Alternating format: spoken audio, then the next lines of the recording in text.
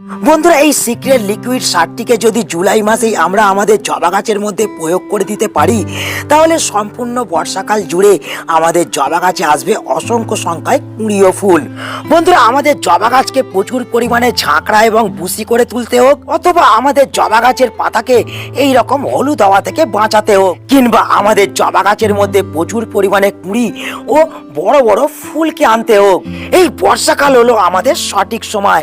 তাই এই সময় আমরা যদি আমাদের জবা গাছের মধ্যে কিছু বেসিক পরিচর্যাকে করতে পারি এবং এই সিক্রেট খাবারটিকে যদি আমরা আমাদের জবা গাছের মধ্যে প্রয়োগ করতে পারি, তাহলে আমাদের জবা গাছের মধ্যে যেমন আমরা প্রচুর পরিমাণে গ্রোথকে লক্ষ্য করতে পারবো, তেমন গাছ থেকে আমরা অসংখ্য সংখ্যায় কিন্তু ফুল পেতে পারবো।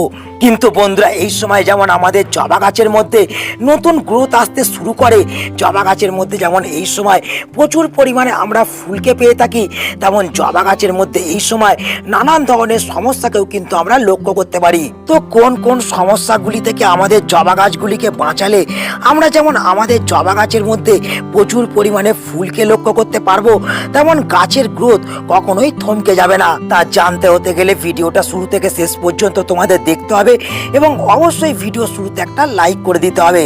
যারা নতুন বন্ধু চ্যানেলে প্রথম, অবশ্যই কিন্তু চ্যানেলটা সাবস্ক্রাইব করে রাখবে। বন্ধুরা, এই সময় আমাদের জবা গাছের সুন্দর গ্রোথের জন্য এবং জবা গাছ থেকে প্রচুর পরিমাণে ফুল আনার জন্য আমাদের যে বিষয়টাকে এই সময় দাঁড়িয়ে নজর রাখতে হবে, যে আমাদের জবা গাছগুলো প্রপার পরিমাণে সূর্যের আলো এবং বৃষ্টির জল পাচ্ছে কিনা। কারণ বন্ধুরা, কিছুদিন আগে প্রচণ্ড দাবদাহ থেকে বাঁচানোর জন্য আমরা কিন্তু আমাদের প্রত্যেকটা জবা গাছকে সেডি জায়গার মধ্যে রেখেছিলাম, কিন্তু এই সময় যেহেতু বর্ষা শুরু হয়েছে এবং আবহাওয়া যেহেতু একটু ড্রিম হয়েছে, সেহেতু আমাদের এই সময় প্রত্যেকটা গাছকে কিন্তু আমাদের খোলা আকাশের তলায় রাখতে হবে, যাতে প্রত্যেকটা গাছের মধ্যে যেমন প্রপার পরিমাণে সূর্যের আলো পায়, তেমন প্রত্যেকটা গাছ যেন সঠিকভাবে বৃষ্টির জলও পেতে পারে। বন্ধুরা, আমরা সকলে জানি আমাদের জবা গাছ যেমন প্রচুর পরিমাণে রোদকে পছন্দ করে, তেমন জবা গাছ কিন্তু প্রচুর পরিমাণে বৃষ্টিকেও পছন্দ করে। আমরা যদি গাছগুলোকে সঠিক রোদ এবং সঠিকভাবে বৃষ্টির জলকে লাগাতে পারি, তাহলে গাছগুলো যেমন দ্রুত হারে বৃদ্ধি বিকাশ হবে, তেমন কোনো রকম খাবারকে প্রয়োগ না করলেও গাছের মধ্যে আমরা প্রচুর পরিমাণে ফুলকে পেতে পারবো। তো বন্ধুরা, এই তো ছিল আমাদের প্রথম একটা টিপস। এরপর চলো আমরা দেখে নিই জুলাই মাসের মাঝামাঝি সময় দাঁড়িয়ে 2 নম্বর কোন কাজটাকে করলে আমরা আমাদের জবা গাছ থেকে প্রচুর পরিমাণে ফুলকে পেতে পারবো। তো বন্ধুরা, এই সময় যেমন আমাদের জবা গাছের মধ্যে আমরা প্রচুর পরিমাণে ফুলকে লক্ষ্য করতে পারি, তেমন আমাদের জবা গাছগুলি কিন্তু প্রচুর পরিমাণে ঝাঁকড়া হতেও শুরু হয়। কিন্তু এর সাথে সাথে আমরা আমাদের জবা গাছের মধ্যে যে সমস্যাটাকে লক্ষ্য করতে পারি, সেটা হচ্ছে আমাদের জবা গাছের শিকড় এবং কাণ্ড কিন্তু এই বর্ষাকালে পচে যেতে শুরু হয়। আমরা অনেক সময় দেখি যে আমাদের জবা গাছের এই কাণ্ড এবং শিকড় কিন্তু পচে গিয়ে জবা গাছগুলি মারা যেতে শুরু করে। তাই এই সমস্যা থেকে আমাদের মুক্তি পেতে হলে আমাদের যে 2 নম্বর কাজটাকে করতে হবে, সেটা হচ্ছে আমাদের টবের ড্রেনেজ সিস্টেমকে আমাদের কিন্তু বারবার চেক করতে হবে, যাতে এই সময় প্রচন্ড বৃষ্টির জল যাতে আমাদের টবের মাটিতে স্টোর না হয়ে থাকতে পারে। এক্ষেত্রে আমাদের জবা গাছ যদিও বৃষ্টির জলকে প্রচুর পরিমাণে পছন্দ করে, বৃষ্টির জল পেয়ে যেমন জবা গাছে নতুন নতুন ডালপালা এবং পাতা বৃদ্ধি হয়, কিন্তু জবা গাছ বৃষ্টির জল মাটিতে স্টোর হয়ে থাকাকে একেবারেই কিন্তু পছন্দ করে না। যদি কখনো বৃষ্টির জল গাছের মাটিতে স্টোর হয়ে থাকে, তখনই কিন্তু গাছের মাটিতে ফাঙ্গাস আক্রমণ হয় এবং তার ফলে গাছের শিকড় এবং কাণ্ড পচে যেতে শুরু করে। তাই এক্ষেত্রে আমাদের যেটা করতে হবে, আমাদের কিন্তু জবা গাছের মাটিটাকে প্রত্যেক 7 দিন অন্তর অন্তর কিন্তু আমাদের একটু খুশে আলগা করে দিতে হবে, যাতে মাটি ভিজে চপচপে না থাকে, অতি সহজে যাতে মাটি শুকিয়ে যেতে আরম্ভ করে এবং মাটির মধ্যে যাতে ফাঙ্গাস এবং ব্যাকটেরিয়া সৃষ্টি না হতে পারে। যদি আমরা এই কাজটাকে প্রত্যেক সপ্তাহে একবার করে দিতে পারি, তাহলে আমাদের গাছ যেমন সুস্থ থাকবে, তেমন গাছ কিন্তু দ্রুত শিকড়কে বৃদ্ধি করতে পারবে। এবং এর সাথে সাথে আমাদের যে কাজটা করতে হবে, সেটা হলো আমাদের প্রত্যেকটা জবা গাছের টবের মধ্যে প্রত্যেক 10 দিন অন্তর অন্তর আমাদের কিন্তু যে কোনো ফাঙ্গিসাইড পাউডারকে গাছের মাটির মধ্যে 2 গ্রাম করে ছড়িয়ে দিতে হবে। এর ফলে যেমন গাছের মাটি ফাঙ্গাস এবং ব্যাকটেরিয়া মুক্ত থাকবে, তেমন গাছের শিকড় পচে যাওয়া এবং কাণ্ড পচে যাওয়ার যে সমস্যা সেটা কিন্তু আমাদের গাছের মধ্যে কখনোই লক্ষ্য করা যাবে না। তো বন্ধুরা, এই কাজটাকে আমাদের কিন্তু খুবই গুরুত্বপূর্ণভাবে করতে হবে, তাহলেই কিন্তু আমরা প্রত্যেকটা জবা গাছকে যেমন বর্ষার শুরু থেকে বর্ষার শেষ পর্যন্ত সুস্থ রাখতে পারবো, তেমন গাছ থেকে আমরা কিন্তু ভরে ভরে ফুলকে পেতে পারবো। তো বন্ধুরা, এই তো ছিল আমাদের 2 নম্বর একটি কাজ। এরপর চলো আমরা দেখে নিই 3 নম্বর কোন কাজটাকে এই সময় দাঁড়িয়ে আমাদের জবা গাছের মধ্যে করতে হবে। তো এরপর আমাদের যে 3 নম্বর কাজটাকে আমাদের জবা গাছের মধ্যে করতে হবে সেটা হচ্ছে আমাদের জবা গাছের মাটির সঙ্গে যেসব ডালপালা এবং পাতা টাচ হয়ে আছে সেই সব ডালপালা এবং পাতাকে কিন্তু আমাদের সেই কাণ্ড থেকে ছেঁটে ফেলে দিতে হবে। তোমরা এখানে দেখতে পাচ্ছ আমার এই জবা গাছের পুরোপুরি নিচু থেকে একটা কিন্তু ডাল বৃদ্ধি হতে শুরু হয়েছে এবং এই ডালটার পাতা গাছের মাটির সঙ্গে কিন্তু টাচ হয়ে আছে। এক্ষেত্রে যেটা হবে, আমাদের এই পাতাগুলোর মধ্যে কিন্তু ফাঙ্গাস অ্যাটাক হবে এবং এই কাণ্ডটার মধ্যেও কিন্তু ফাঙ্গাস আক্রমণ হতে শুরু হবে। তার সঙ্গে সঙ্গে গোটা গাছটাতে ফাঙ্গাস আক্রমণ হওয়ার ফলে গাছের মধ্যে ডাইব্যাক হয়ে গাছটা কিন্তু মারা যেতে শুরু করবে। তাই এক্ষেত্রে আমাদের যেটা করতে হবে, আমাদের এই রকম ডালকে দেখা মাত্রই কিন্তু আমাদের কেটে ফেলতে হবে এবং আমাদের গাছের গোড়াকে আমাদের কিন্তু ফ্রেশ রাখতে হবে, যাতে গাছের গোড়ার মাটি চটপট শুকিয়ে যেতে পারে এবং গাছের মাটির মধ্যে যাতে পর্যাপ্ত পরিমাণে রোদ্দুর পেতে পারে। তাহলেই আমরা দেখব আমাদের গাছের মাটির মধ্যে যেমন এই বর্ষাকালে কেঁচো কেন্ন কৃমির আক্রমণ হচ্ছে না, তেমন গাছের মাটি কিন্তু ঝটপট শুকিয়ে যেতে আরম্ভ করছে। এক্ষেত্রে যেমন আমাদের গাছ সুস্থ থাকবে, তেমন আমরা আমাদের জবা গাছ থেকে কিন্তু প্রচুর পরিমাণে ফুলকে পেতে পারবো। এর পাশাপাশি আমাদের যে কাজটাকে করতে হবে সেটা হলো আমাদের প্রত্যেকটা জবা গাছের টবের মধ্যে আমাদের কিন্তু প্রত্যেক 10 দিন অন্তর অন্তর কম্পোস্ট সারকে ব্যবহার করতে হবে।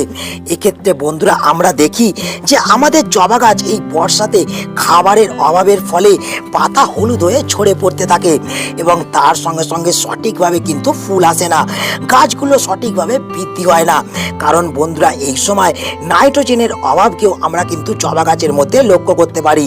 তাই এই সময় যদি আমরা আমাদের প্রত্যেকটা জবা গাছের মাটির মধ্যে যে কোনো কম্পোস্ট সারকে ব্যবহার করতে পারি, তাহলে যেমন আমাদের জবা গাছের মাটি কম্প্যাক্ট হয়ে পড়বে না, তেমন কিন্তু আমাদের জবা গাছের মধ্যে আমরা পর্যাপ্ত পরিমাণে নাইট্রোজেনের যোগানটা দিতে পারবো এবং তার সঙ্গে সঙ্গে এই ভার্মি কম্পোস্টের মধ্যে প্রচুর পরিমাণে অনুখাদ্য থাকার ফলে গাছ থেকে আমরা প্রচুর পরিমাণে ফুলকে পেতে পারবো। তো বন্ধুরা, এই তো ছিল আমাদের 3 নম্বর একটি টিপস এবং এর পাশাপাশি আমরা যে 4 নম্বর বিষয়টাকে নিয়ে আলোচনা করব সেটা হচ্ছে এই সিক্রেট লিকুইড খাবার, যেটাকে নিয়ে আমরা ভিডিও শুরুতেই আলোচনা করলাম।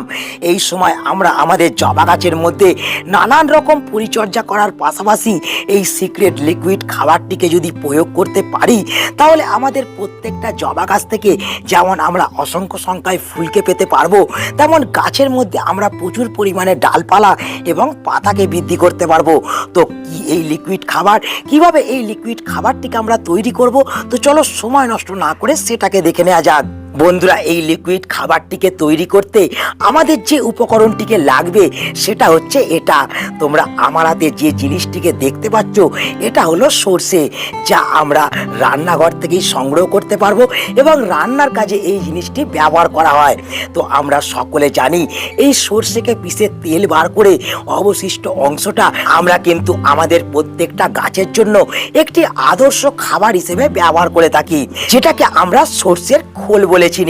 তো সেই সর্ষের খোল যদি তোমাদের কাছে অ্যাভেলেবেল না থাকে, তাহলে এই সর্ষেকেও তোমরা তোমাদের জবা গাছের জন্য একটি আদর্শ খাবার হিসেবে ব্যবহার করতে পারো। তো সেক্ষেত্রে এই সর্ষেকে আমাদের যেটা করতে হবে, আমাদের কিন্তু মিক্সি গ্রাইন্ডারে দিয়ে আমাদের কিন্তু সর্ষেটাকে এরকম গুঁড়ো করে নিতে হবে। তোমরা দেখতে পাচ্ছ আমি কিন্তু সর্ষেটাকে গুঁড়ো করে নিয়েছি এবং এই সর্ষের গুঁড়োকে দিয়ে আমাদের কিন্তু একটা লিকুইড খাবারকে তৈরি করতে হবে। তো এরপর আমরা যেটা করব, আমরা কিন্তু একটা পাত্রের মধ্যে 1 লিটার জলকে নিয়ে নেব। তোমরা দেখতে পাচ্ছ আমি কিন্তু এই পাত্রটার মধ্যে 1 লিটার জলকে নিয়ে নিয়েছি এবং এর সঙ্গে সঙ্গে আমাদের যেটা নিতে হবে সেটা হচ্ছে এই সর্ষের গুঁড়ো 1 চামচ। এই সর্ষের গুঁড়োকে আমরা জলের মধ্যে দিয়ে ভালো করে কিন্তু গুলে নেব। তো এই সর্ষের গুঁড়ো মিশ্রিত জলটাকে আমরা 1 থেকে 1.5 ঘন্টার জন্য একটা ছায়াযুক্ত জায়গার মধ্যে রেখে দেবো এবং তারপর আমরা গাছের মধ্যে এটাকে প্রয়োগ করব। কিন্তু এই সারটিকে ব্যবহার ব্যবহার করার কিছু সতর্কতা আছে, কিছু নিয়ম আছে। সেই নিয়মগুলোকে জানতে হবে এই সারটিকে আমাদের প্রয়োগ করার আগে। তো চলো কতটা পরিমাণে এই সারটিকে আমাদের প্রয়োগ করতে হবে সেটা আমরা জেনে নিই, এবং তার সঙ্গে সঙ্গে এই সারটি প্রয়োগ করার কি কি নিয়ম এবং সতর্কতা আছে সেটাও আমরা জেনে নিই। বন্ধুরা, আমরা সকলে জানি এই তরল লিকুইড সারটি আমরা শীতকালের প্রত্যেকটা গাছে একটা আদর্শ খাবার হিসেবে প্রয়োগ করি।